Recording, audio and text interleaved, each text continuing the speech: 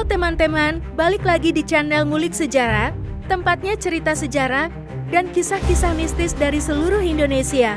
Kali ini, saya mau bawain kisah nyata yang terjadi di salah satu gunung favorit para pendaki bintang Gunung Prau, Wonosobo. Ceritanya, terjadi sekitar tahun 2018. Ada seorang pendaki bernama Rian, maaf untuk namanya saya samarkan ya, cowok asal Jogja, yang suka banget naik gunung. Rian ini bukan pendaki pemula. Dia udah sering muncak ke berbagai gunung di Jawa, mulai dari Merbabu, Lawu, sampai Sumbing. Gunung Prau pun udah pernah dia daki sebelumnya. Tapi waktu itu dia kepengin naik lagi bareng 3 temannya, karena katanya rindu suasana puncaknya yang adem dan pemandangan sunrise-nya yang luar biasa. Perjalanan mereka dimulai dari Jogja sekitar jam 11 malam.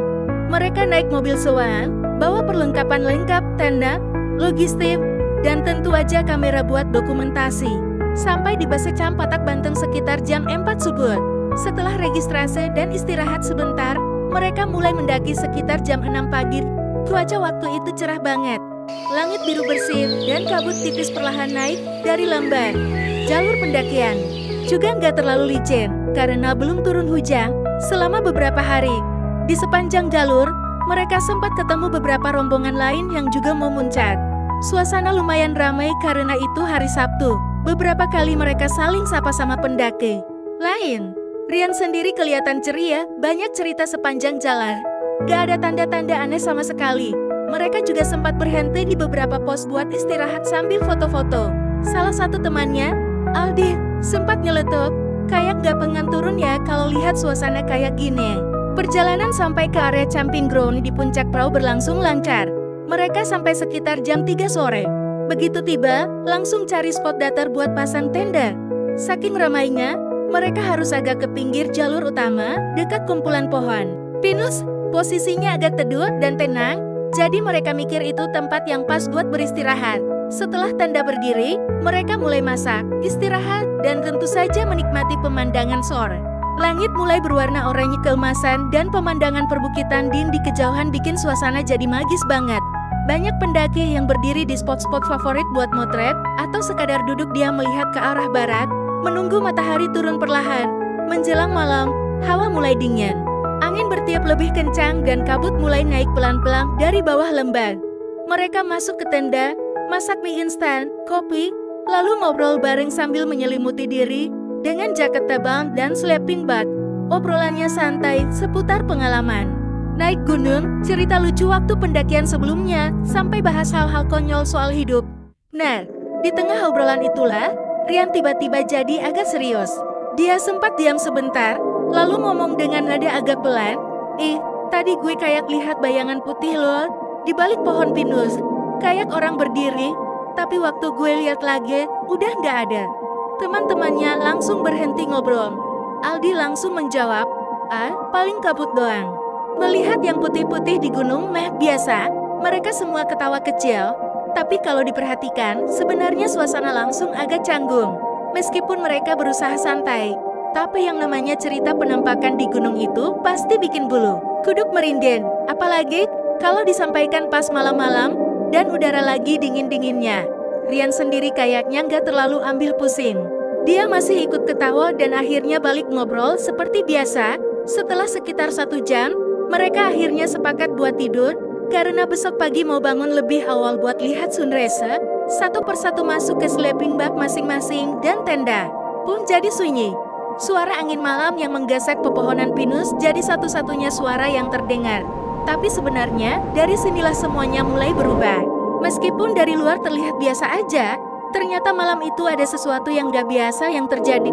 Aldi, yang tidur di sebelah Rian, sempat merasa kalau Rian agak gelisah dalam tidurnya. Dia bolak-balik, kayak orang mimpi buruk. Beberapa kali, dia juga denger Rian kayak ngomong pelan, tapi nggak jelas apa yang diucapin. Aldi sempat mau bangunnya, tapi karena takut ganggu, dia cuma diam dan mencoba tidur lagi.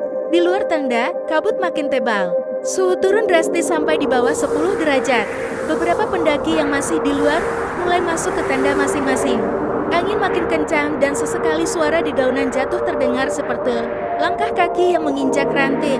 Beberapa pendaki lain sempat cerita kalau malam itu mereka merasa suasana Gunung Prau agak aneh. seperti ada yang memperhatikan dari balik gelapnya pepohonan. Pagi hari itu, suasana di puncak Gunung Pro masih diselimuti hawa dingin yang menusuk tulang. Kabut pagi mulai perlahan terangkat oleh sinar matahari yang baru muncul dari balik cakrawala. Salah satu teman Rian, Aldi, terbangun lebih dulu. Awalnya dia hanya ingin keluar sebentar, mau ambil air dan sekalian lihat sunrise yang katanya spektakuler dari puncak Pro. Tapi begitu dia lihat sekeliling tenda, ada yang aneh. Rian nggak ada di tempat tidurnya. Sleeping bagnya kosong dan jaket tebal yang biasanya dia pakai buat tidur juga nggak ada. Awalnya Aldi nggak terlalu panik, pikirnya mungkin Rian lagi buang air kecil atau sekadar cari spot bagus buat motret sunrise. Tapi makin lama ditunggu, makin aneh rasanya. 15 menit berlalu, lalu setengah jam. Dan Rian belum juga balik. Aldi pun mulai bangunin dua temannya yang lain, Dika dan Farhan. Bro, lu lihat Rian nggak? Dia nggak di tenda, kata Aldi pelan, sambil menggoyangkan pundak Dika yang masih setengah sadar. Dika bangun dengan dahi mengernyit. Hah? Serius? Mungkin dia di luar kali. Mereka semua keluar dari tenda dan mulai keliling area camping ground. Mereka panggil-panggil nama Rian, cek ke tenda-tenda lain, bahkan nanya ke beberapa pendaki yang baru bangun pagi itu. Tapi semua jawabannya sama, gak ada yang lihat Rian keluar tenda semalaman. Detik itu juga, suasana yang awalnya santai dan tenang berubah jadi cemas. Mereka bertiga mulai muter lebih jauh dari area kemah, masuk ke jalur kecil yang biasa dilalui pendaki buat cari spot foto. Tapi tetap nihil. Sekitar pukul 8 pagi, mereka akhirnya sepakat buat turun ke pos base camp dan melapor. Dalam keadaan setengah panik, mereka bertiga turun secepat mungkin dan nyampe di base camp sekitar jam 10. Petugas langsung merespons laporan mereka dengan serius. Nggak lama, tim air pun disiapkan buat naik dan mulai proses pencarian. Nama Rian langsung masuk daftar orang hilang. Hari itu juga, proses pencarian hari pertama difokuskan di sekitar jalur pendakian dan titik-titik potensial yang mungkin dikunjungi pendaki. Timnas air menyisir jalur dari bawah hingga ke area tenda tempat Rian terakhir terlihat. Mereka bawa anjing pelacak, drone, dan perlengkapan lengkap buat situasi darurat. Tapi hasilnya nihil. Hari kedua, pencarian diperluas sampai ke area hutan yang lebih dalam. Jalur yang jarang dilalui pendaki mulai ditelusuri, tapi justru pada hari kedua itu mulai muncul cerita-cerita aneh. Beberapa anggota air melapor kalau mereka mencium bau bunga melati yang sangat kuat di salah satu area hutan, padahal jelas-jelas gak ada tanaman berbunga di sana. Bahkan ada satu pendaki yang ikut bantu cari belang, dia sempat melihat sosok putih melintas cepat di balik pepohonan saat sore menjelang malam. Tapi waktu dikejar, gak ada siapa-siapa. Cerita kayak gitu makin banyak didengar di hari ketiga. Ada yang bilang mendengar suara orang nangis pelan di antara kabut, ada juga yang merasa seperti diikuti oleh sesuatu waktu mereka menyusuri jalur setapak. Meski begitu, gak ada bukti fisik apapun, gak ada jejak kaki, gak ada bekas pergerakan, dan anehnya, gak ada satupun petunjuk kemana Rian pergi. Selama 3 hari itu, teman-teman Rian tinggal di base camp. Mereka gak berhenti berharap, makan pun gak nafsu, tidur cuma sebentar, dan tiap kali ada kabar dari atas, mereka langsung berdiri, berharap-harap cemas. Tapi jawaban yang datang selalu sama, belum ditemukan. Hingga akhirnya, di hari keempat, keajaiban atau mungkin keanehan itu datang. Sekitar pukul 9 pagi, salah satu tim SR yang baru turun dari penyisiran jalur keluar kaget bukan main. Mereka nemuin seorang laki-laki duduk di pinggir jalur setapak, dekat banget sama titik akhir pendakian. Dia duduk sambil memeluk lutut, wajahnya penuh debu dan kotoran, rambutnya acak-acakan dan matanya kosong memandang ke tanah. Tim SR langsung mendekat dan sadar itu Rian. Mas, kamu nggak apa-apa? Tanya salah satu anggota SR sambil memegang pundaknya. Tapi Rian cuma mengangkat kepala pelan, tatapannya kosong, bibirnya gemetar, dan yang keluar dari mulutnya cuma satu kalimat, aku. Di mana ini? Tim SR langsung bawa Rian turun, dan teman-temannya langsung nangis pas lihat dia masih hidup. Tapi yang bikin semua orang makin bingung, Rian benar-benar nggak ingat apapun. Dia bilang terakhir yang dia ingat adalah saat dia rebahan di dalam tenda malam itu. Setelah itu, gelap, gak ada suara, gak ada mimpi, gak ada apa-apa. Tahu-tahu dia sudah duduk di jalur setapak, sendiri, dan merasa sangat lelah. Tim medis langsung periksa kondisi fisiknya. Secara umum, Ryan dalam keadaan baik. Gak ada luka serius, tekanan darahnya normal, dan gak ada tanda-tanda kekerasan fisik. Tapi pakaiannya kotor banget, terutama bagian celana dan jaket. Seolah-olah dia sempat masuk ke area berlumpur atau semak lebat. Yang aneh, sepatunya bersih, seolah dia nggak berjalan jauh. Padahal lokasi dia ditemukan lumayan jauh dari lokasi terakhir dia dilihat, dan jalur ke sana penuh lumpur dan akar pohon. Malam itu, Ryan istirahat di base camp dan dijaga ketat. Banyak orang yang datang, termasuk beberapa pendaki yang ikut cari. Semua pengen tahu apa yang sebenarnya terjadi, tapi Ryan tetap gak bisa jawab. Bahkan, dia bilang kepalanya terasa berat dan kalau dia paksa ingat, malah bikin pusing dan mual.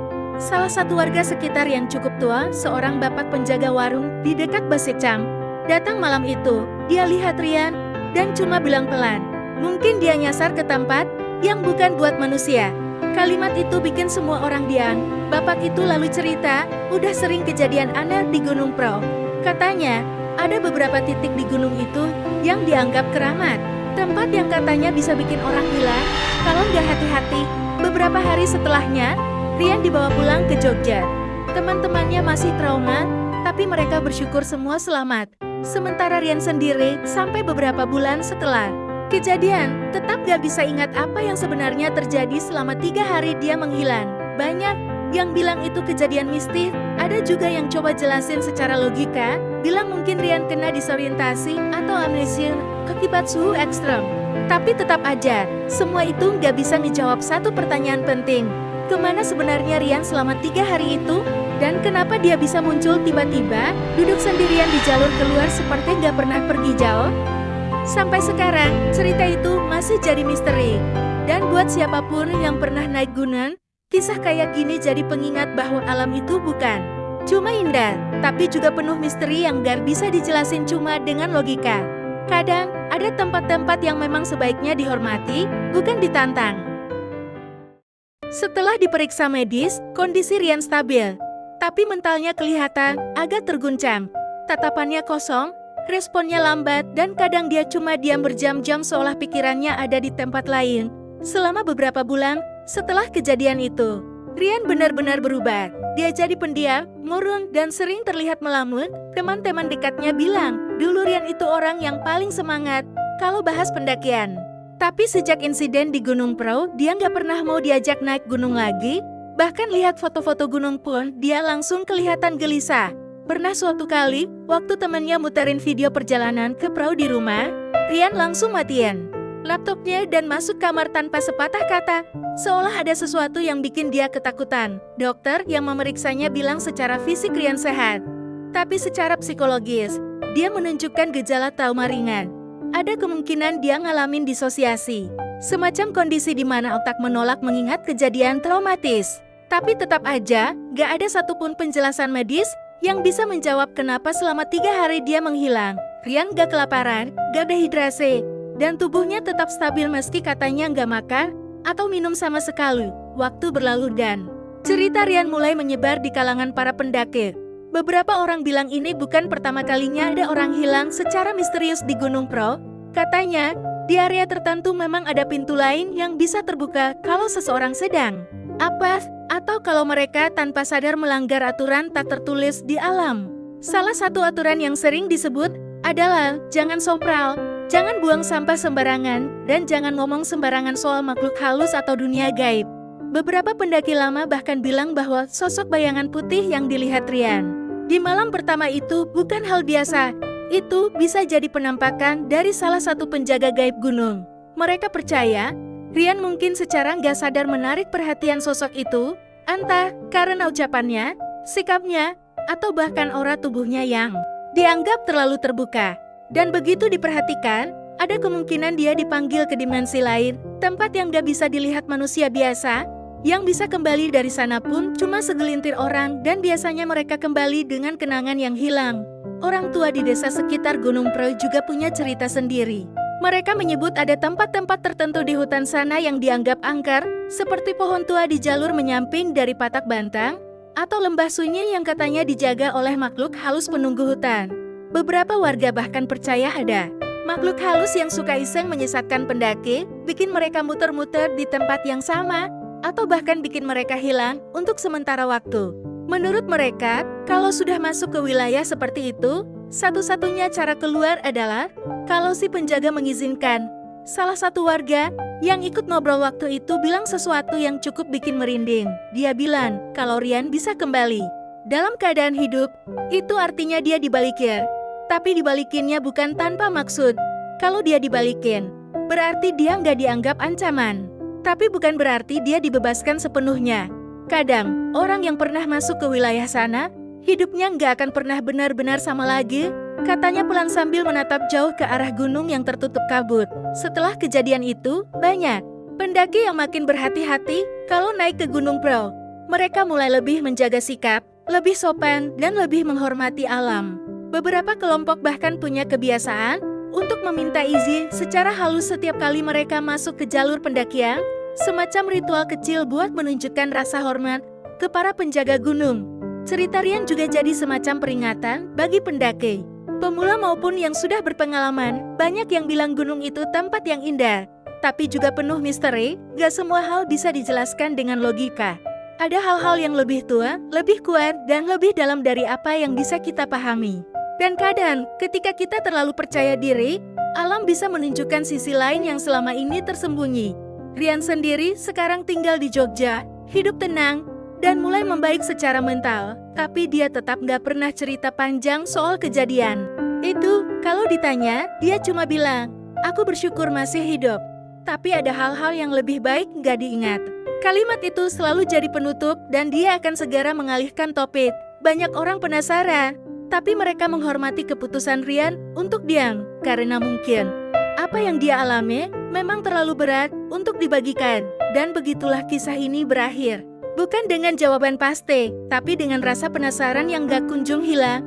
Gunung Prau tetap berdiri megah, jadi tujuan favorit para pendaki. Tapi setelah cerita ini menyebar, banyak yang mulai melihatnya dengan cara berbeda. Bukan hanya sebagai tempat wisata, tapi sebagai wilayah yang suci, penuh rahasia, dan wajib dihormati.